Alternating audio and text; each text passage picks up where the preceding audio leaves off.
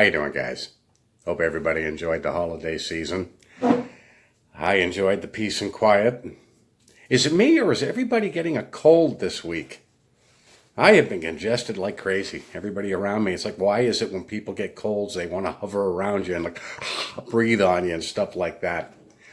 Anyways, guys, for anybody who's been a fan of pro wrestling, you realize that it gets by on a very simple formula.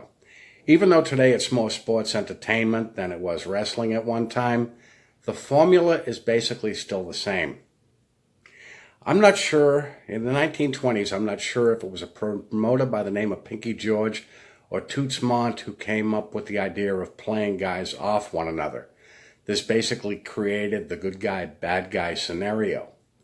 Now, in the 50s, 60s, and 70s, the business was very different than it is today. There were about 28 promotions throughout North America, each one in his own territory.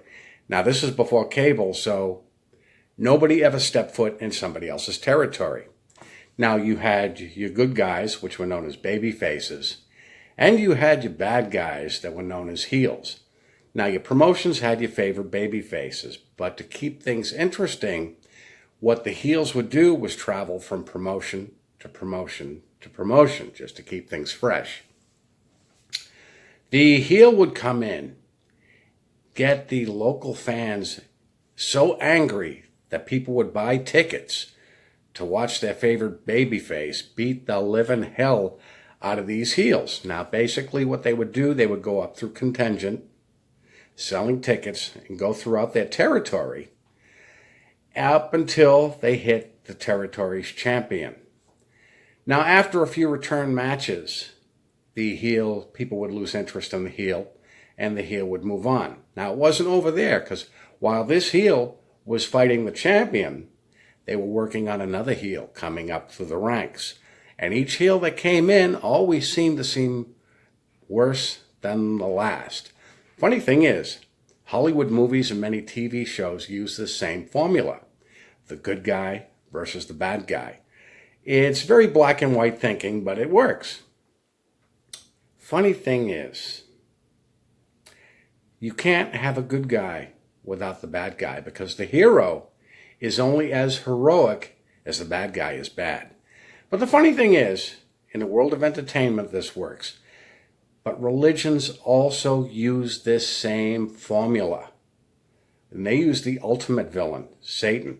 Let's face it, Satan is the best friend that the world's religions have ever had. Because it's Satan that keeps people coming back week after week after week.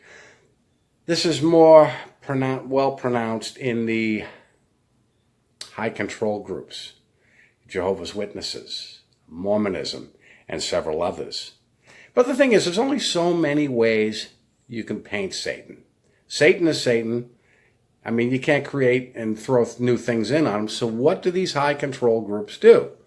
They create smaller villains. With Jehovah's Witnesses, and I'm sure Mormons do the same thing, the villains are the people that have left the organization. Let's face it, they will forgive a pedophile, but they will not forgive a so-called apostate. I mean, that's kind of screwy thinking. I mean, they give a wink and a nod to the pedophiles. They'll welcome them back with open arms, but once you are labeled an apostate, they will trash talk you for the rest of your natural born life. And in all honesty, knowing Jehovah's Witnesses the way I do, they wouldn't know fantasy evil from the real deal.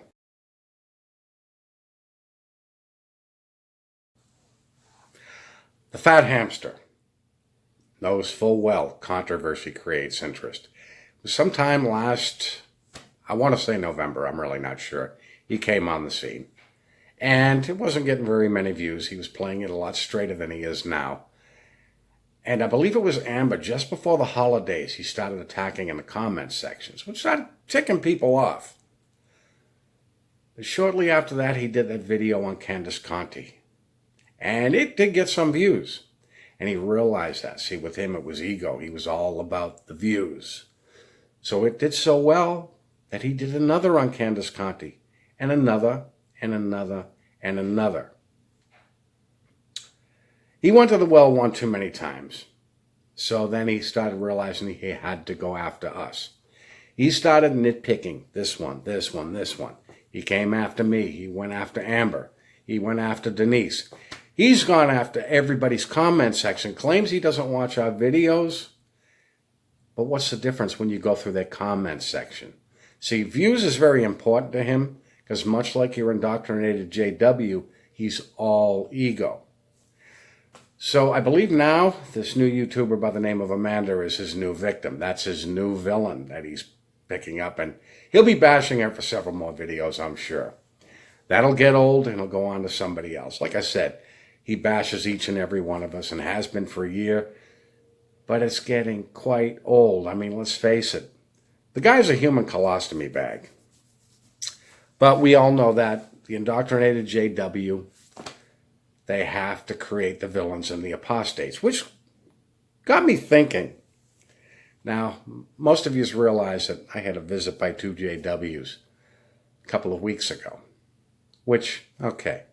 Now, for the last 3.5 years, actually for a lot longer than that because I was being shunned while I was still in, anytime I ran into a JW here and about, they would turn their backs and walk away.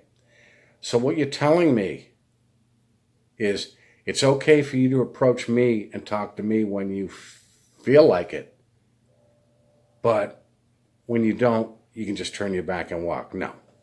If you want to be black and white, let's be black and white. You either talk to me or you don't. But I'm going to test that theory out. Now, primarily, as I said in my last video, I've left you people alone. But you have opened the door for this villain to approach you in public.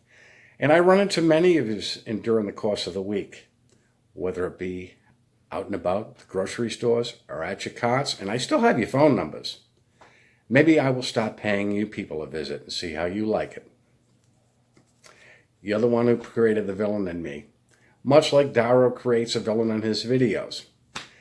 But, for the most part, JWs, Mormons, and any high control group, your villains are only villains on paper. You've created them. Much like pro wrestling, it's staged, and you are staged. And one thing about pro wrestling, it's a lot realer than your organization. Anyways, guys, I hope you all have a happy and safe holiday. I will talk to you soon, and leave a comment below. I'd love to hear from you.